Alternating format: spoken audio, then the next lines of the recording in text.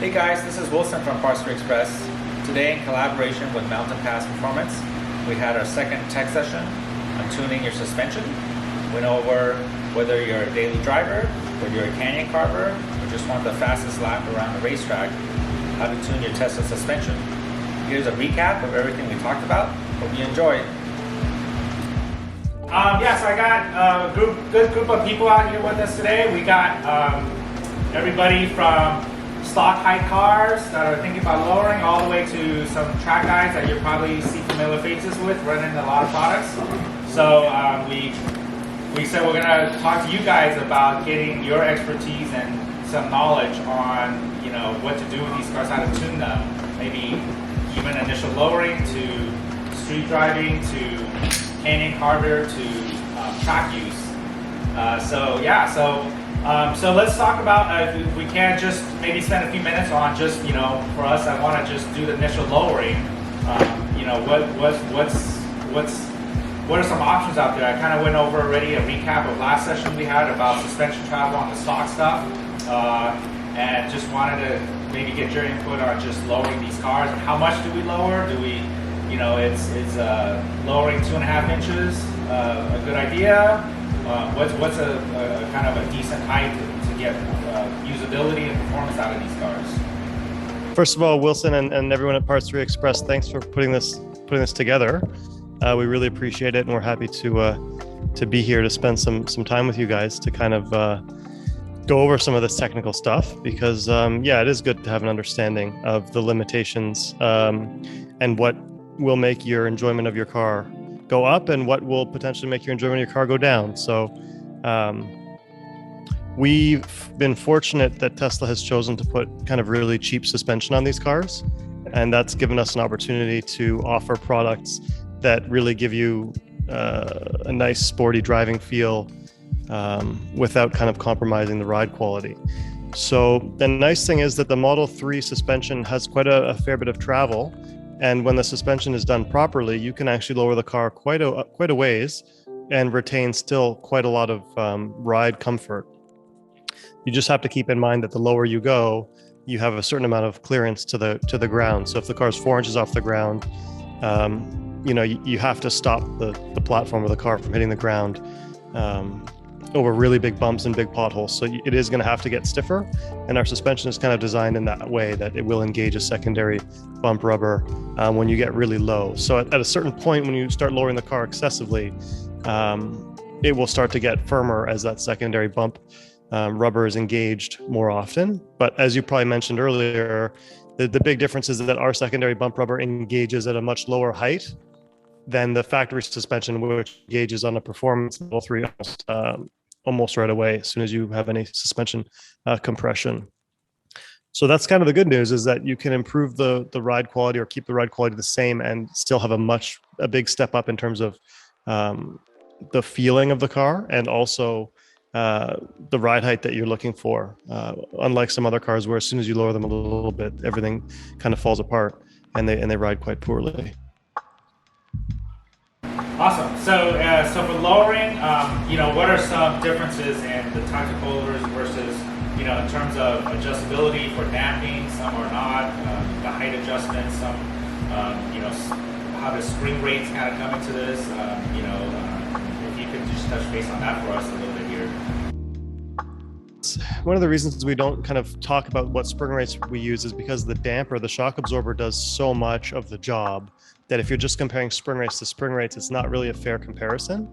But effectively, our comfort suspension kits have the same spring rates as each other, and the big difference is in the damper. So the comfort kit versus the comfort adjustable kit, it has the same springs, but the comfort adjustable has a much wider range of valving adjustments. So you're able to basically hit your target of what you want the car to ride like.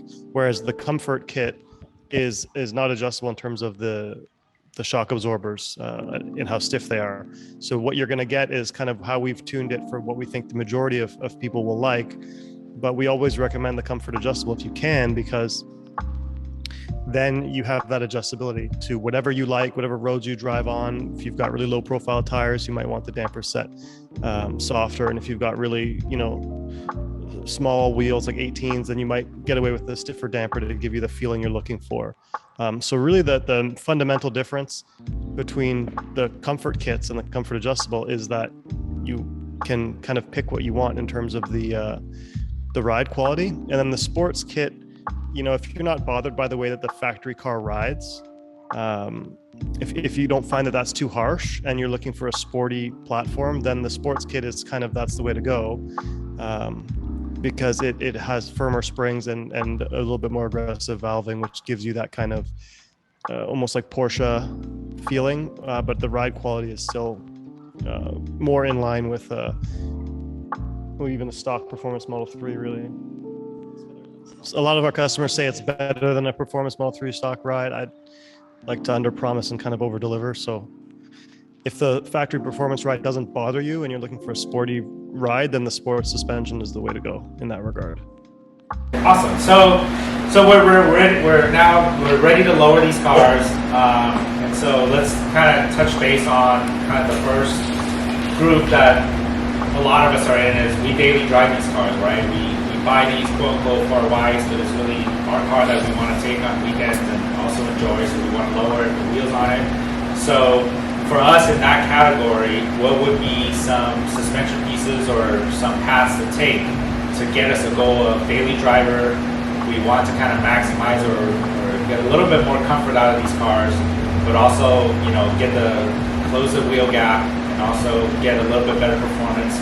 What are some suspension upgrades we can do for that category that's going to kind of check off these boxes for us? Any recommendations? Yeah, I mean, generally, like most of our customers tend to go with the coilover kit first, because that's kind of the biggest change in the vehicle and the way that it rides. And then there are some other supporting parts that they often do at the same time, but the coilovers are really the main one you want to do initially. That gets you the ride height that you want, that gets you the ride feeling that you're looking for. And then the way that the suspensions move on what are called multi-link rear suspension is, as the car is lowering, the wheel will tilt in at the top, so it'll gain negative camber. And on the Model 3 and Model Y, that's not adjustable from the factory. So to preserve tire life and to get the tires standing up at the correct angle, we often recommend our rear upper control arms as well, because that allows you to get the camber back into the Tesla spec.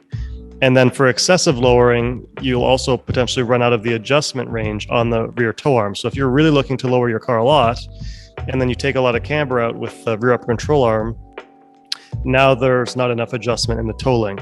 So those kind of the motivation for those two parts. And then one part that Jesse's got here in his hand is a front lower control arm bearing, and that's become a really popular part because it basically is the main link in the front suspension that carries a lot of that side-to-side load. So every time you start turning, you know, you have that factory bushing kind of moving a few millimeters first. And that just kind of makes the car wallow and kind of feel lazy. So if you're getting onto a highway on-ramp and you turn and you kind of aggressively entering that on-ramp, you'll feel the car kind of jiggle and then take a set eventually. Well, a lot of that is that bushing kind of bouncing around before it finally stabilizes. So this bearing has been one of our most popular parts. And the feedback from customers has really been that this like really transforms the steering feel and the front end feel of the car. So for like a fun, sporty daily driver car, it would be coilovers and then rear upper control arms as needed for the alignment. And then this front lower control arm bearing has been like a really nice one for like driving feel. Awesome. Yeah. Thanks for those recommendations. And I think the lower control arm bearings we've seen, they're fairly high wear rates on the factory stuff. We've seen cars as pure street driven cars as early as 50,000 miles show a lot of excess wear on those. So as they wear out, it's a great upgrade, but also if you're looking to kind of improve the performance, it's just when I talk to Sasha and Jesse, I say it's a miracle product I think it's like a miracle product. It's, it's a spherical bearing, which by itself is great, but there's issues with longevity and noise, and MVP is able to put dust boots on these guys, so it's basically a fairly lifetime bearing. even for heavy use. Yes, I mean, I don't know how much you can see from the webcam. I'll just get Jesse to hold it up. But basically, it's an OEM joint. You know, some vehicles have these sealed spherical bearings specifically in the rear. Even the Model 3 has a few sealed spherical bearings from the factory. So what we're doing is we're using these joints, and they're designed to last on OEM vehicles for hundreds of thousands of kilometers. But rather than being rubber, they're basically like a ball joint, so they have very little, almost no compliance. So they're basically all the benefits of a spherical bearing, which you'll find in race cars, but none of the drawbacks in that it's lubricated, it's sealed, so it's not going to wear out if you're driving in wet and sandy conditions. Awesome. All right, so so you guys know, we're passing around a lower control environment. Everybody just have it in their hands. They can kind of see for themselves what that is. Awesome. So yeah, street driving and a little bit of spirited driving. I think that's a great kind of coverage of parts for these cars. So if we want to take it to the next level, we're gonna maybe carve some canyons. We're gonna do some a little more aggressive driving. There's close to us is Angels Course Highway. That's a big mountain road that Sunday mornings, a lot of car guys go up there for coffee. Cool. So we want to head up there and we want to kind of have some fun and also keep up with some Porsches and BMWs out there. And we're able to kind of maybe sacrifice a little bit of NVH. So maybe you can help us touch upon NVH, what that really entails. What are some? Yeah. I mean, for us, I want to stress that our goal is never to just sell as much as possible. It's to just put the little pieces on the car that help you achieve the feeling that you're looking for, the ride that you're looking for. So we always recommend kind of upgrading in stages and then enjoy each aspect of what you do to your car, and then as you go from there, decide if you want to go more and the reasons for why you're putting those parts on and not just throwing parts on your car. So what we've spoken about before is kind of the low-hanging fruit. Then at some point, if you want more cornering performance, what's going to happen is you get to the limit of what the front tires can do. Basically, you need more negative camber in the front to gain more grip, because what happens is when you go around a corner, there's body roll, there's wheel bearing flex, and when all those things add up, you end up having the front tire, instead of having being upright or a little bit cambered in, it's actually leaning outwards, and then the tire rolls off of that, and you're basically driving around the outside shoulder of the tire. So at that point, you need front upper control arms, and this way you can add that negative camber, which then allows you to use all of that front tire. And so our front upper control arms have shims, so you can basically quickly swap back and forth. So we've kind of designed it so that guys that are like weekend warriors could actually remove all the shims, and we have a guide for how much to adjust the front tie rod to adjust the toe in at the same time, because as you shorten the length and change the length of the upper control arm, your alignment will go crazy out of whack, because you're basically you're bringing the wheel in, but the tie rod is still in the same position, so it'll effectively just steer the car as you change the camber. So we've provided a guide on how much to turn those tie rods as you remove and change a certain number of shims. So you can either add a little bit of negative camber and leave it like that all the time, which is kind of how our Model 3 is. It just has a lot of camber, and we set the toe to pretty much zero, and the tire wear isn't that bad. Or if you're really concerned about tire wear, you can kind of every weekend you can change those shims and make that adjustment at the track. So that's been a popular part that that by itself will get you another second or second and a half at a racetrack, because you're going from a tire that's 50% utilized to being able to fully utilize that tire. So it makes a huge difference in terms of grip. Awesome. And so these also run, instead of the factory bushings on the inboard side, they're also running spherical bearings. Yep, those are sealed sphericals as well, so it gets rid of some more compliance up there. Exactly. Yeah. Awesome. Any other parts you would recommend if we're doing that, going down the route of the front upper control arms, even Yeah, I mean, certainly I don't want to make this too much of a salesy thing. I feel bad already that we're talking too much about kind of selling you guys our parts. So, but I mean, basically, if I can identify the problems that the car has or the drawbacks when you start pushing on the car, and then these are the reasons we made these parts to fix these problems. So, generally, as you start putting more energy into the brakes, of course, you're gonna have limitations in the brakes. You're gonna first be overheating the pads and the fluid. So first things first, if you're pushing the car, it's always recommended to change the brake fluid, just because when you lose the brake fluid, we've written an article about this, but just so you guys understand, when brake fluid boils, it turns into air, and then you get a long pedal. And you might have seen some plaid videos going around lately of guys pumping in the wall because they boil the fluid and they don't know how to deal with that situation. So if you're ever in the situation where you boil fluid, the most important thing to do is actually to come off the brake pedal and press it again, because what you're doing when you do that is you're filling the master cylinder with brake fluid again, and you can put more brake fluid into the system and build that brake pressure to get the pads against the rotor. So even if the fluid is boiling, you still have brakes as long as you press the pedal again or pump the pedal. And that's something that we've seen, especially with the plaid guys, because those cars are going so fast that when you lose the brakes, things spiral really quickly. So you don't really have time to think. It needs to be second nature that if the brake pedal is going away from you, you pump it up again. So we always recommend just putting in good fluid like right away if you're planning on driving hard, because when fluid boils, it usually happens without too much warning. When you overheat brake pads, for example, they start to smell, or the brake pedal gets a bit firm. You can feel the car's just not stopping as well, but you still have some communication of what the car's doing. When you're boiling brake fluid, it's not quite so, you're not really seeing that communication from the car. So if you're like thinking about doing canyons, downhills on canyons, certainly can put a lot of heat into the brakes. So a good brake pad, brake lines, and brake fluid is recommended. Of course, you can upgrade the rotors and the brakes if you're going beyond that to help dissipate some heat. And then the next kind of issues you run into with these cars is, again, with compliance. There's another link in the front suspension called the compression rod. And I guess Wilson will show you on the Y there.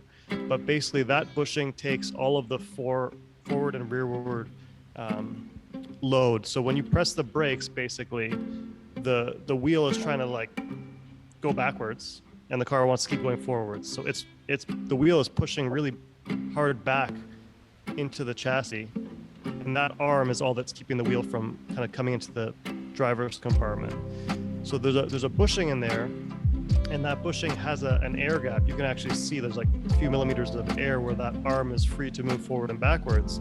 And that's designed specifically for NVH, because when you hit a bump in the road, it allows the whole wheel to kind of come back a little bit to absorb that noise. And so that's great for driving around broken roads, when there's steps in the road, there's cracks in the concrete where there's, big steps, and the tire and the bushings have to absorb all of that. But when you're braking really hard, or you're doing really aggressive entries into corners, the car will feel really unstable, because basically what's happening is that wheel is moving forward and back. And then that's also affecting the toe and the alignment. So the car's self-steering. If you hit on one side, not the other, the car will dart. Or if the ABS is kind of pulsing from one side to the other, the car will dart side to side. So we have two solutions to that issue. We have inserts that fill that void and stiffen that bushing up. And then we also have a sealed bearing. But the sealed bearing we offer does add a lot of NVH noise to the cabin, because like I said, every time you hit a bump, all that force is going right through that arm, and it's kind of resonating off of that spherical bearing up into the chassis. So it does make noise, you do hear it. And we recommend for street-driven cars to just use the inserts, because it kind of gets you 70% of the way there without the NVH. But that's an important one for just confidence, braking confidence, and having the stability. Obviously, when you're driving on public roads, maybe a little bit in excess of the speed limit, you want the car to feel stable and know exactly what's underneath you.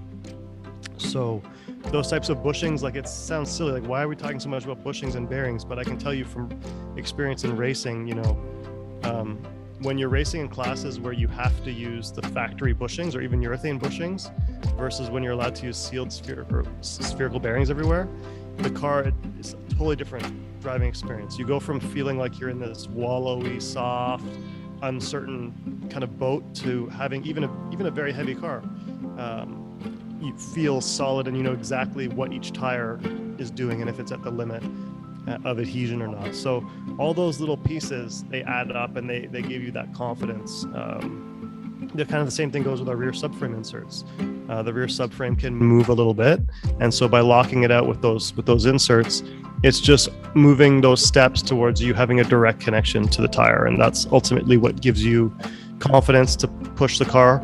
It allows you to set the car up more aggressively because you know exactly when you're losing the rear tire. So those kinds of things, you can move in that direction as you start pushing beyond just a street setup. Awesome, thank you. So we, as you were talking, I kind of was showing everybody what a factory compression bushing looks like, and then one with a spherical bearing in it, the inserts. So awesome. So now moving on to, let's say we're, it's always a progression. We kind of get used to the cars having certain setups, and just like, the first time we got into these cars, oh my gosh, it feels so fast, and then you kind of get used to it, and now it's like, okay, how do I get it to be faster, or how do I get it to handle better? So we're used to the car setup with maybe this Canyon Carver setup, and now we're ready to just be on a racetrack, high performance driving events, and we want to kind of click off some good lap times and be safe out there. And so I want to get your input on what the goals are at that point, because I think for me at least, at that level, we're transitioning a lot of the setup of the cars and a lot of kind of sacrificing certain things to be just that quarter second, whatever it is, faster on the track. For me, we tell the track guys that, at that level, we're trying to make more direct contact with the tire rather than the suspension pieces and maybe rubber bushings. We want to kind of more so eliminate the rubbers from the car and to be more in contact of feeling what the tire is doing on the racetrack versus what the rubber bushings are doing and then the tire. And so maybe sacrificing a little bit of noise and vibration. So what are some other areas we can do to these cars that can get us on the racetrack, with fast times, but on the racetrack at the same time? Not that safety and reliability is not important on the street, but it's even more so on the racetrack, because things can kind of happen very quickly on the racetrack if there's, when the car loses control or the car does unexpected things that require kind of some heroic efforts to save. So maybe you can help us with some things for these cars if we want to be more on the track-oriented, high-performance driving side. Yes. Well, the first thing I think we should point out is when you are fitting big wheels and tires on these cars, you really need to pay attention to how that wheel speed sensor is routed.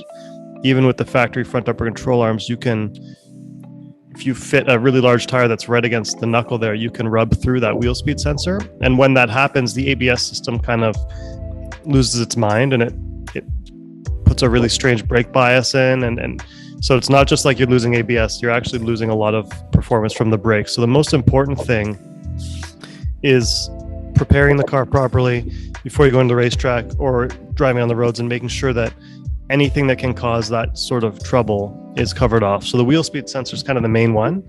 And then beyond that, it's like everyone that's going to the racetrack with their Tesla for the most part is also driving it on the street mostly. So you have to pick to what degree how aggressive you want to get. Okay, Jesse's just going to pop a wheel off of our Model 3 here. So just stand by.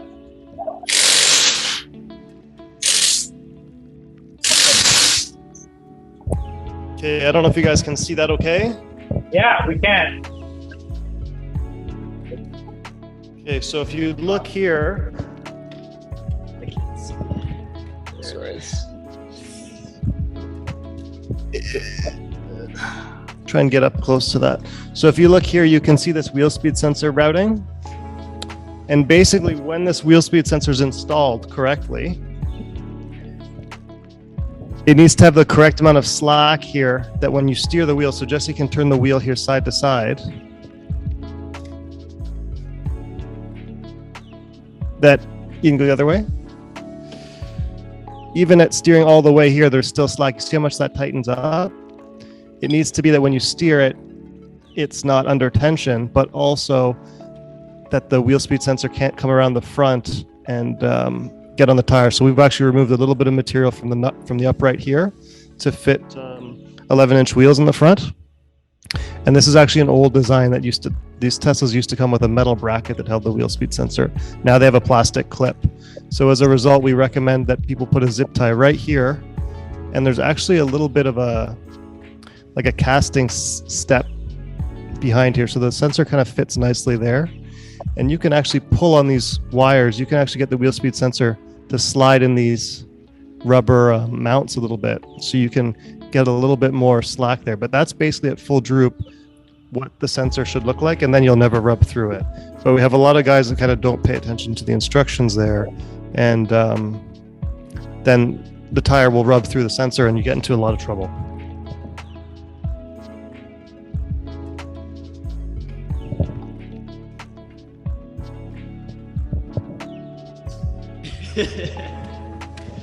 All right, we'll go back to the table, but we just wanted to kind of highlight that because that's an important piece.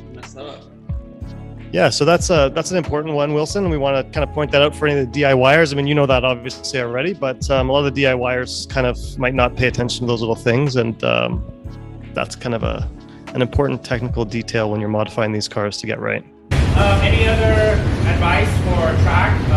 I think for myself, like brakes is ultra important. I know we touched upon that already, but in terms So of the brakes, I mean, where you can get away with just a pad on the street or a pad and a rotor, when you're really going on the track and you're starting to get quick, you just need a bigger, excuse me one second. You just need a bigger brake rotor, because what the brake rotor does basically is it takes that heat in and it pumps that heat out into the air with internally curved vanes that basically act as an air pump. So air comes in the center of the rotor and it gets forced out the outsides of the rotor.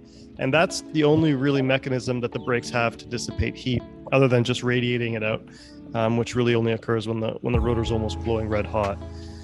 So because these cars are so heavy and fairly powerful, it takes a big brake rotor to dissipate the heat so that you can run lap after lap.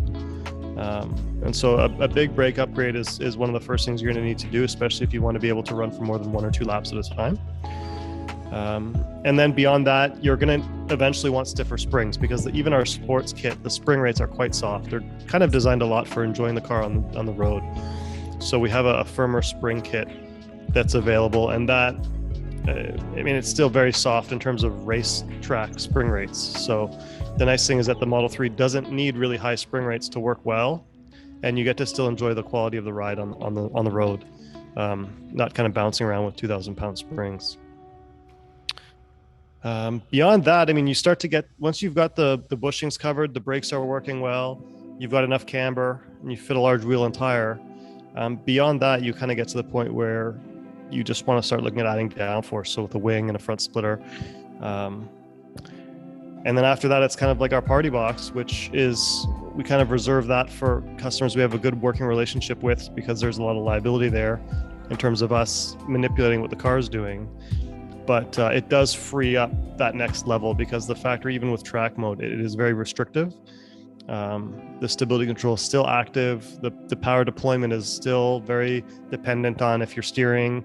And so our party box allows us to kind of get rid of all those nannies and give you full control of how you apply the power and have the stability control fully off. And then also we have a cooling party controller, which is another electronic device we've developed that just allows you to precondition the car, especially if you don't have track mode. It's useful. So you can cool the battery down, cool the motors down before a session or while you're charging, for example. And this way you can run more sessions in a day, where if you don't have a cooling party controller, especially if you don't have track mode, you navigate the supercharger, the car is going to heat the whole system up so that it can supercharge quickly. If you're on the track, it's going to be very hot. And then it's just, the car's just never really going to know to try and get rid of that heat. So your sessions will end up being short because you're going out there already with a battery that's hot and a motor that's hot. So basically, what the cooling party controller does is it just allows you to have like that thermal buffer that you would otherwise not have.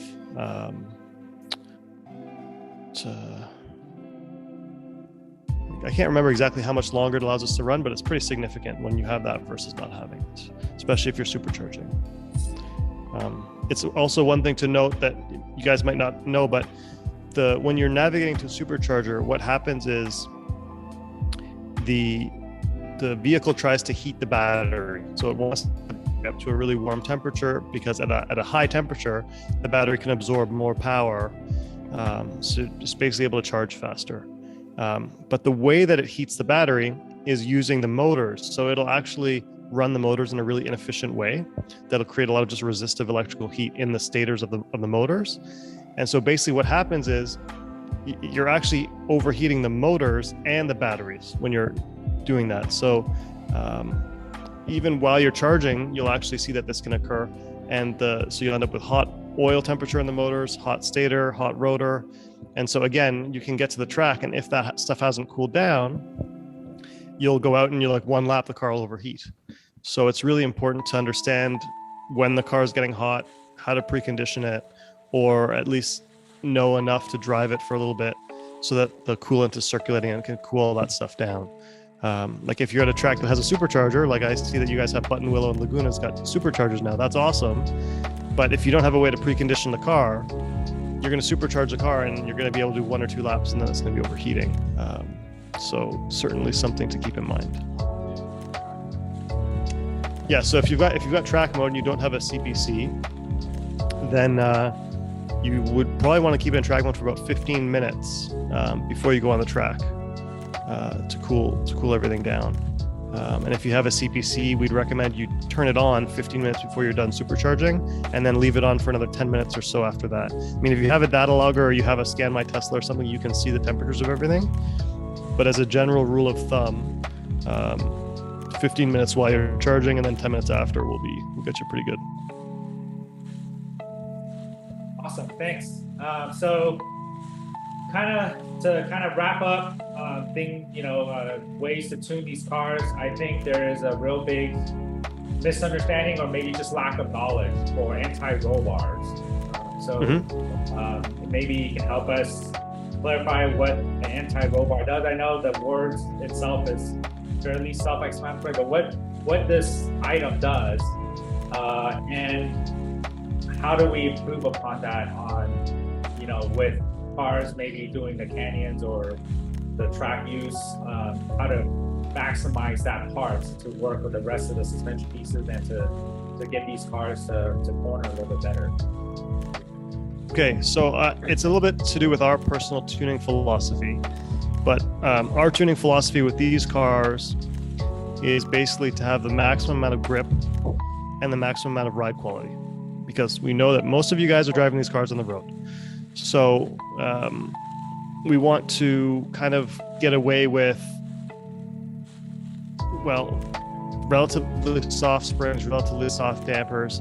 And when we do that, it means that the vertical travel of the car is the limitation. So when you're on the racetrack, the problem isn't so much the overall roll that you're getting, it's more the vertical travel. Like if you're going over a really big compression or really big bump, there's a possibility for the car to bottom.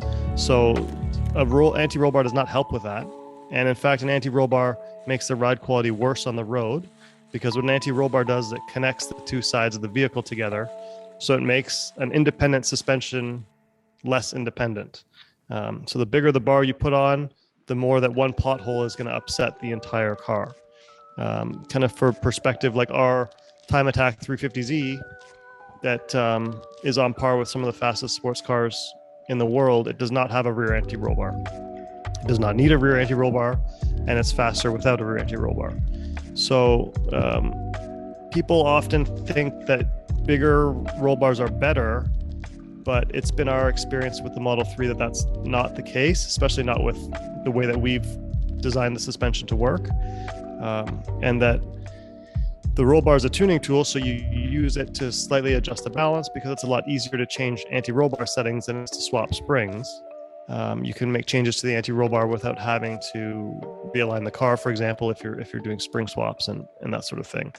But the car's got a low center of gravity, and body roll isn't inherently a bad thing. So if you have enough camber, then having a little bit of body roll, it's really not the end of the world. A bit of body roll means to the driver what the car is doing.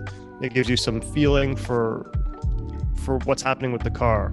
And I should also mention that large anti-roll bars really don't reduce the roll very much either. So it's kind of like, if you want to reduce the roll, the best thing to do is to install stiffer springs. That's the right way to do it. We already have the car sprung fairly soft. So if there's a desire to go in a more aggressive direction, my recommendation would be to do it with firmer springs and not with larger anti-roll bars. And then in our testing too, we found interestingly that when we used really large anti-roll bars, the car would become more knife-edged. So it would basically kind of snap more from understeer to oversteer and back and forth. And again, that's just part of our tuning philosophy and how we've set these cars up to work. And so when we're doing everything, with that philosophy, then the large anti-roll bars just fundamentally didn't work very well together with that. Now, you could probably tune the car a totally different way and use really large anti-roll bars and make it work. But I believe pretty strongly that the ride quality would be worse. Awesome. Thanks for all that knowledge. We get asked all the time on the anti-roll bar. So at what stage of the street progression would you say probably is a good idea to start looking at the anti-roll bars and maybe upgrading them? Is it, I think, for... The only time you really want to put our anti-roll bars on your car is either when you've got money you want to burn and you're bored, or if you want to make like a balance adjustment to the car. So if you're like, I just would like at this track to be able to make the car turn a little bit better, or at this track it's a little bit unstable, I'd like to firm up the front a little bit, then the bar is a nice tuning tool. So you can put that on and you can select, full stiff on the front and soft on the rear at one track. It's maybe high speed, maybe you don't have a rear wing and the back of the car is a little bit unstable. So you kind of use that as a tuning tool. The other aspect when we're talking about like ways you can tune the platform is rear toe is a really, really important tuning tool that when you toe the rear tires out, so basically the front of the tires are pointing away from each other, that allows the car to turn better. It's basically like almost like shortening the wheelbase and making it more into a Miata. And when you toe the wheels in the opposite way, it makes the car really stable, and at high speeds it's not going to move around as much and it's going to give you more confidence. So we've designed our rear toe arms so that one hex or a sixth of a turn, so like one flat on the adjuster to another flat. Grab a thing.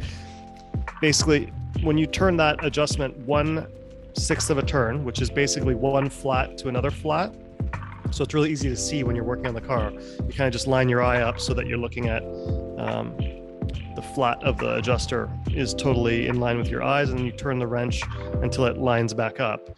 That's exactly 1 millimeter of toe. So the arms say on them to extend. And when you extend the toe arm, it toes it out because that toe link isn't in the front of the suspension. So as you extend that, you're pointing the wheels out. Wilson's got one too, so thanks. Of course. Yeah. I guess it's easier for you guys to see Wilson's in real life than ours through the webcam, but effectively you can go to the track, turn the toe length by 2 or 3 flats, and then set it back when you leave. So you can have a more aggressive alignment at the track, and you can also use it as a tuning tool. I think almost every day when we go to the track, we're adjusting the rear toe. I think we adjust the rear toe more often than we adjust the anti-roll bars.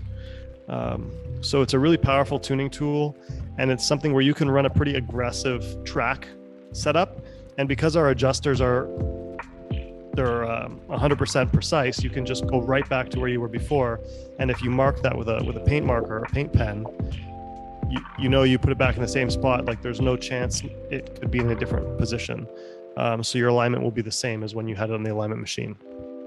So that's something we kind of encourage people to learn about and try. If you're getting to the point at the track where you're kind of getting the most out of the car and you want to try different things, adjusting the anti-roll bar and adjusting the rear toe are like really noticeable changes that you'll see. They're more noticeable and more significant than adjusting the dampers. The damper changes will affect the feeling of the car, but they're not really going to make steady state when you're in the middle of the corner type changes the way the anti-roll bar and specifically the rear toe well. Awesome. Well, thanks for all the info.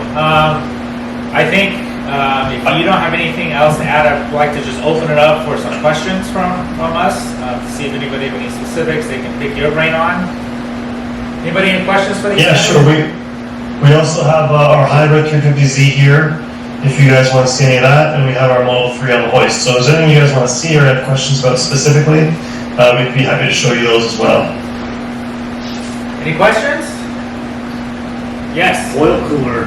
They haven't really talked about that, but I know he's got one. I can show you. So the question is oil cooler. Can we touch upon that? Why is it necessary? When is it necessary? What it does? It's a great modification to get if you're wanting to run long sessions. So if you want to go out for 2 laps or do your best lap, 2 or 3 laps, and then come in, the oil cooler is not really going to do anything for you. But if you want to go out for like a 20-minute session, then the oil cooler will absolutely help just remove heat from the system. If you're doing 2 or 3 laps at full steam, like 100%, you're going to end up overheating something else before you overheat the rear motor. But if you're kind of doing 2 or 3 good laps, then there's some traffic and slowing down, and then you're going again, and you're running for a longer session, like 15 minutes or 10 plus minutes, then the oil cooler certainly helps remove a lot of heat. And then it allows you to avoid those limits. The way the oil cooler works is it removes heat that would otherwise have to go into the cooling system. So it's basically just making the entire cooling capacity of the vehicle higher. So it actually ends up making the front motor cooler. It ends up making the battery cooler, because once the battery gets hot, once the vehicle gets hot, that entire system is in series. So it goes like through the battery, the rear motor, and the front motor all in a loop. So as soon as you remove heat from any of those systems, you're removing heat from everything else. So interestingly, the rear oil cooler helps reduce the rear motor temperature, but it also helps reduce the battery temperature. Awesome. Great info there. Anybody else have any questions? Yes. Hey Tom, from Your Belinda.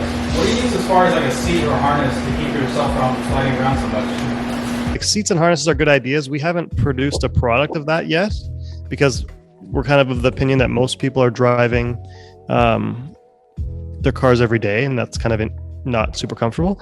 So what I do that's really, really useful is I put the seat all the way back, and then I pull the seat belt tight on my body. I pull the lap really tight, and then I put the belt tight on my shoulders, and then I lock it. I yank it really hard and lock it. You know, when you yank the seat belt, it kind of locks, right? So while you're holding it locked, then you move the seat forward, and you can basically make it as tight as you want. So it's basically like a harness. And the other thing we do for safety as well, my helmet bag. We have these Simpson, I don't know if you guys know what a Hans device is, but it's basically like it typically connects your racing harness to your helmet. So if you get into a crash, your neck can't go flying. So not such a big deal with these cars because they have airbags, but nonetheless, having one of these Simpson hybrid things, basically it is like a Hans device that you can use with a 3-point seatbelt. So that's also for a safety aspect thing. It's good to look into. Not so much if you're like at a small track with nothing to hit, but if you're at a track like Laguna Seca or, you know, one of these really big boy tracks that if you had a total brake failure where you could go into a wall pretty hard, that's where having that is a kind of a wise investment. Jesse's just grabbing it now. So basically, the way that these things work is like this piece here straps onto you, and then these things clip into the helmet. So basically, it just stops how much your head can move forward in the event of a crash. So, anyways, what I'm trying to say is that these things are they work without having a harness. without having a 6-point harness or racing seat. And so you basically have still the safety with the stock seat that you have a racing bucket, and the seatbelt locking thing works well. So that's kind of what we've done for now, but we do have some brackets that we've prototyped, the sliding function of the seat, that are really cool. So we might bring that out in the future. Awesome. Any other questions? Isaac here. Can you give some basic guidance on when to adjust the dampening on the coilovers? So basically, like the dampers have a really wide range for road use to track use. But when you're running with high grip tires, like you are, and 10.5-inch wheels and whatnot, the dampers you're pretty much going to want to run the dampers almost at full stiff, one click off full stiff. Usually we don't recommend having the dampers at full stiff, because when you have the damper at full stiff, it's a lot harder on the shims inside the damper, and it'll wear them out a lot quicker. So always have at least one click off full stiff so that you don't put all this load through the shim stack in the damper. But basically, on the way that our dampers are done, you pretty much want the compression at full stiff -1, and the front quite powerful on these dampers, so you can run -3, -4 on the front damper, and then the rear rebound, it really depends on the spring rate, but you're probably going to be around -1 to -2 at most tracks. Thank you. And when Sasha's talking about negative clicks, usually what we do is we turn the adjustments to full stiff, and when we say clicks, it's full stiff, and then let's say 2 clicks back would be full stiff, and then clicking back 2 clicks from full stiff. But we use full stiff as a reference point, so you know where you're starting, basically. Dampers are done like it's basically a needle in a seat. So the starting point is when that needle is bottomed out. So that's 0. And then it's the clicks, how much you open it from there. So a lot of dampers are from full soft, but these ones are, that's a known starting point. So that's kind of why it's done that way. Awesome. Any other questions? Our reminder email to everybody here was that if we all behave nicely, you're gonna maybe show us around the shop and around some of the cars. So maybe if you don't mind, if we behave properly, maybe you can kind of walk us around and show us some cool stuff, and maybe even get a little geeky on some of the stuff that's on the cars and what they do. So if you don't mind, we would love a little kind of behind the scenes. And I guess one other thing, while we're kind of talking about some technical aspects as well, is to talk a little bit about packers. So packers are basically these plastic discs that are about 3 millimeters tall that you can insert into the front or rear damper. And basically, they're a really powerful tuning tool that you can use to adjust the balance of the car and also the overall stiffness, because what they do is they basically just engage that bump stop earlier. And so at certain racetracks, like if there's a lot of compression, for example, big bumps, since we're using fairly soft springs, you can add more of these packers to prevent the car from touching the ground, from scraping the ground, like if you're using a short diameter tire, for example, or you can use them to adjust the balance of the car. So you can actually end up just adding a few packers to your suspension, and you can effectively have almost the same as a stiffer spring, which you can quickly remove after your track day. So it's a good thing for guys to use that are going to like fast or very bumpy tracks. If you don't want to put a really stiff spring in that you're going to have all the time, that's a useful tuning tool. The packers are also useful just because from a dynamics point of view, when you're coming out of a corner, you having packers on that left rear damper, say we're turning right, that will effectively put more force on that outside rear tire, which will then also put more force on the inside front, which will help reduce the inside front tire spin that you get coming out of a corner. So it's kind of a useful tuning tool because it assists with getting more power down on the exit for all-wheel drive cars for this type of platform. For a rear-wheel drive car, it's the worst possible case scenario. You don't really want to do this, but for an all-wheel drive car, it's perfect. Awesome. Okay, so I guess we can show you guys around the shop. Is there anything you'd like to see specifically? Everything. Everything and anything that's top secret and under development. Okay, yeah, no problem. Well, we've hidden most of the top secret development stuff right now. Forget the catalog. Those top secret. So we can start by giving you guys a quick tour. Whoa, whoa, whoa, whoa. We're not just going to show you the top secret stuff. If you want in, you got to come to our next tech session. Thanks for all those who came. We had lots of fun. We'll see you at the next one.